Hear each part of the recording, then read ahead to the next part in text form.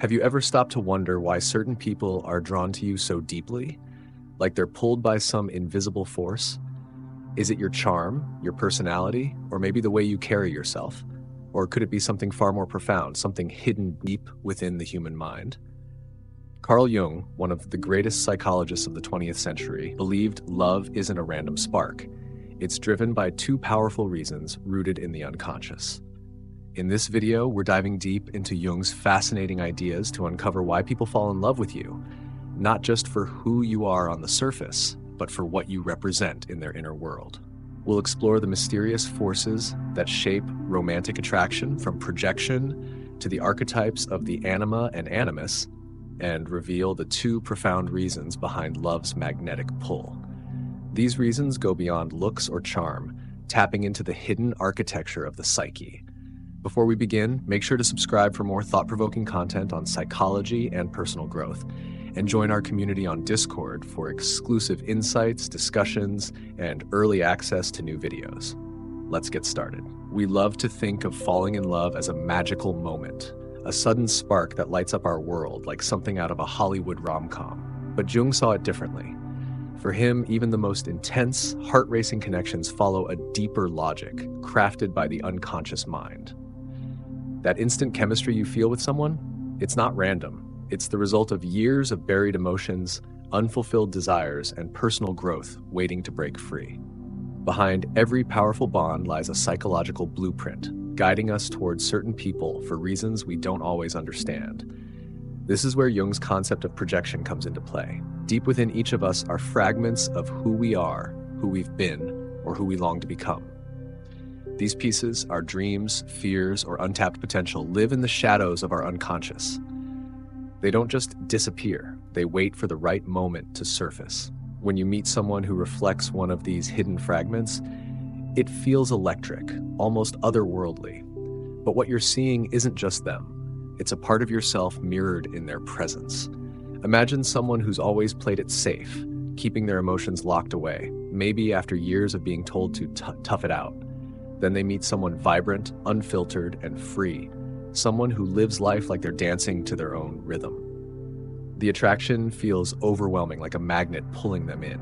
It's not just admiration, it's their unconscious recognizing a missing piece, a spark of boldness or freedom they've buried deep inside.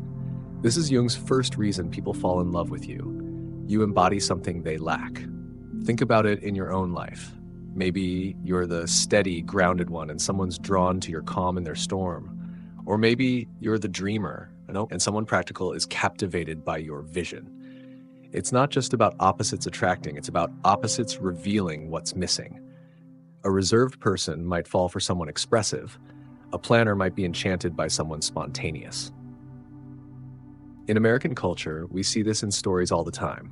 Think of the classic uptight lawyer meets free-spirited artist trope in movies like Sweet Home Alabama or The Holiday. It's not just Hollywood fantasy, it's a reflection of this deeper psychological truth. But here's where it gets tricky. If someone loves you for what you represent, they might start to depend on you to fill that void. They see you as the key to their missing piece, but they don't realize they could nurture that quality in themselves. For example, someone drawn to your confidence might lean on you to feel strong, rather than building their own resilience. This is the danger of projection. It creates a connection that feels intense, but can falter when reality sets in. When your human flaws, your bad days, your quirks start to show, their idealized image of you might crack. The love they felt could fade, not because of you, but because their unconscious need has shifted. Before we go deeper, let's pause. If this is resonating with you, share this video with someone who might find it eye-opening. It could spark a great conversation. And if you want to support our channel, consider leaving a small donation via the thanks button below. Your support helps us keep diving into these big ideas. Now let's explore Jung's second reason. Jung didn't stop at projection. He took it further with his concept of the anima and animus, archetypal images of the masculine and feminine that live within us all. Every man carries an inner feminine image, his anima, and every woman carries an inner masculine image, her animus. These aren't just stereotypes or societal roles. They're deeply personal, shaped by our earliest relationships. Think of your parents or caregivers. And by cultural symbols of gender. In America, these symbols might come from iconic figures like the rugged cowboy or the nurturing matriarch, seen in everything from old westerns to modern TV shows like This Is Us. These archetypes become emotional blueprints carrying a charge we don't always notice. Then one day, you meet someone who seems to fit that blueprint perfectly. Maybe it's the way they carry themselves, their energy, or even the way they make you feel safe or seen. The connection feels instant, like you've known them forever, like a scene from When Harry Met Sally, where the spark feels faded. Jung would say it's not fate, it's your psyche recognizing its own internal design in another person. This is the second reason people fall in love with you. You awaken a powerful unconscious image they've carried for years. This can feel magical, almost spiritual. You might think, this is my soulmate, or I've found the one. But Jung would caution that it's not about cosmic destiny, it's about the essence you embody for them. You're not just a person, you're a symbol of something they've been searching for, maybe without even knowing it. For example, someone who grew up with a distant father might be drawn to a partner who feels steady and protective, like the dad they always wanted. Or someone raised in a rigid household might fall for your carefree, rebellious spirit, like it's unlocking a part of their past. Here's the challenge. When someone falls for the image they project onto you, they're not always seeing the real you. They're seeing a dream, a story, a psychological puzzle piece formed long before you met. At first, it's intoxicating. Think of the honeymoon phase, where everything feels perfect.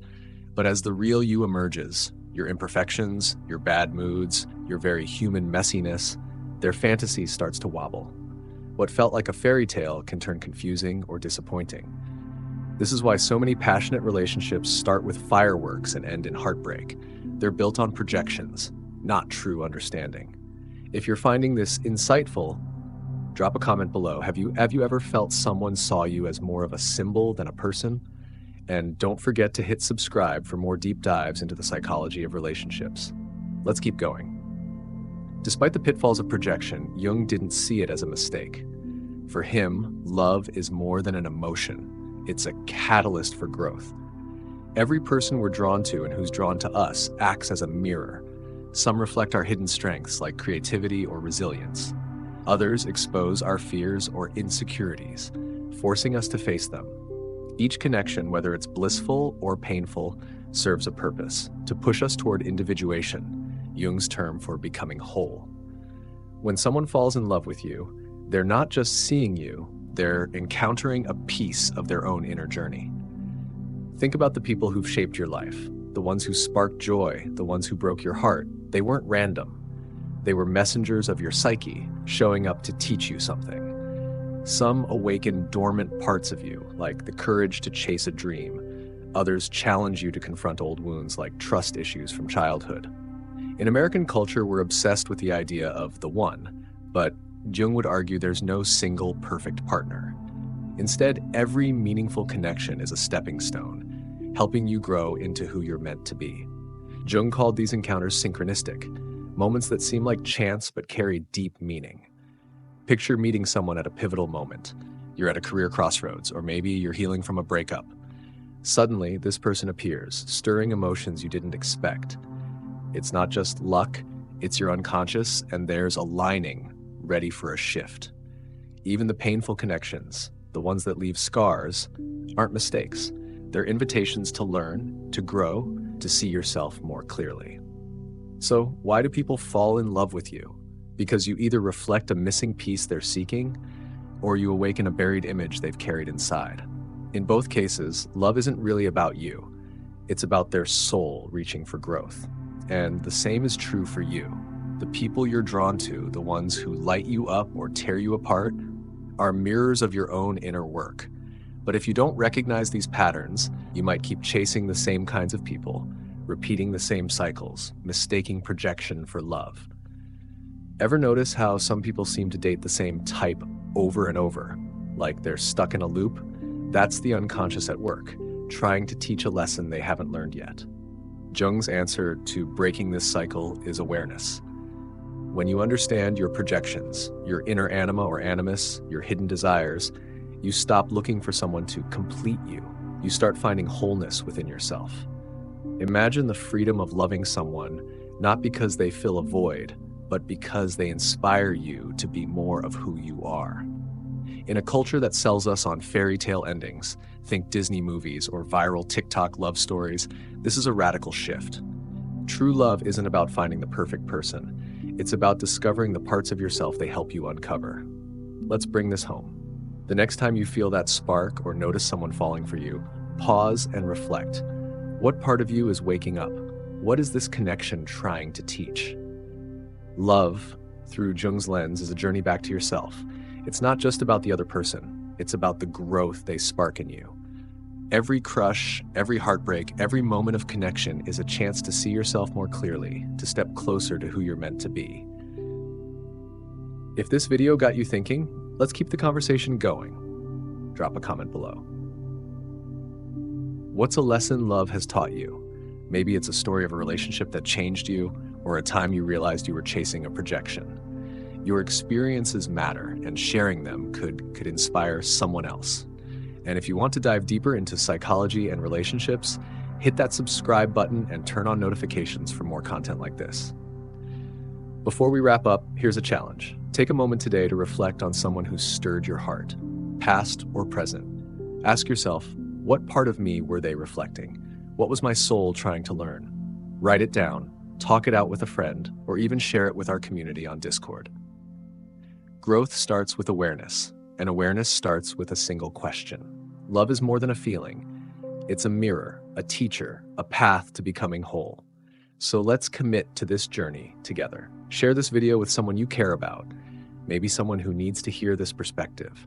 Let's spark conversations that matter, challenge the illusions we've been sold, and build connections that are real, grounded, and transformative. Your story, your growth, your truth, it's all part of the bigger picture. Keep seeking, keep reflecting, and let's uncover the beauty of who we are, one connection at a time. Thank you for watching. Let's make love not just a moment, but a movement toward understanding ourselves and each other. See you in the next video.